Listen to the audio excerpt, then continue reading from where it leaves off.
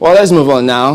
The presidency, as you may have heard, they've been explaining the recent incident at the State House among some of the residents, which escalated, leading to the arrest of some staff by the police. Now, in a statement, the presidency describes the incident as a minor occurrence being used by some critics to justify attacks on the government and the person of President Muhammadu Buhari. Well, the spokesperson for the president, Mr. Garba Shehu, said the incident happened outside the main residence of the president. Of course, there have been reports of shooting at the villa by some security officials in pursuit of a presidential aide who had allegedly refused to isolate himself for COVID-19 after traveling out of the federal capital. And the First Lady was said to have been infuriated by the aide's action and reportedly fled, and it was in the process of stopping him that shots were fired. The president has ordered a further investigation into the matter, as you may have also seen in the opening sequence during the dailies. Now, joining us to shed some light on what transpired, we've got the man who put out the statement himself, Mr. Garba Shehu, who is the President's Senior Special Assistant in Media and Publicity. He joins us from Abuja. Good morning, Mr. Shehu. Thank you for joining us today. All right, and then we also do have joining us in the studios in Abuja, Sani Umar, who is the former spokesperson for PDP's Presidential Campaign Council. Thank you for joining us as well today on the program. Thank you, Chamberlain. Good morning.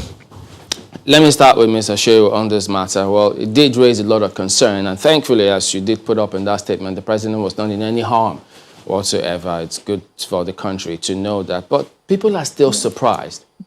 What's going on? How did this happen? Well, if at this point we know everything about the incident, what happened, why it happened, then the investigation that the president has ordered will not have been warranted. I think that it is for us to exercise a bit of patience and await the outcomes of the investigations that are ongoing. If I can, if I can quickly follow up on that, Mr. Shehu, this is not the first time we're hearing of these kind of things, that have to do with the family of the president, and it gets into public space, and it gets messy, if some people would say. Some would have expected that somehow or the other, this would have been nipped in the bud somehow. Is there any way of saying that this would be the last time people would hear of this? I think that when you look at what is happening all over the world, governments at the very top are composed of people with a different backgrounds, orientations, and thoughts. So they bring into the government all of the perspectives that they differently hold, and disagreements do occur. And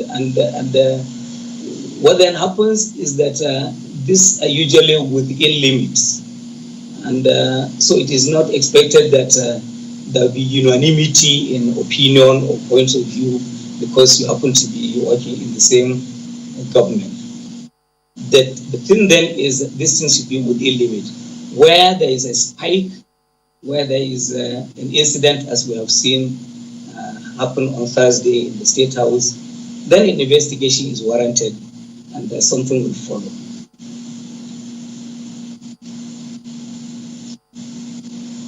And is that they are supposed to be in charge of security at the villa primarily. So have they, do we know if they made any arrests or anything coming from them at the moment? No, all I know is that they've been taken away. And as we said in our statement, ordinarily it is assumed, it is taken that they have come with the best of preparations. They are tutored on how they would carry weapons and use them. And if they come short, then they have questions to answer. And I think this is what's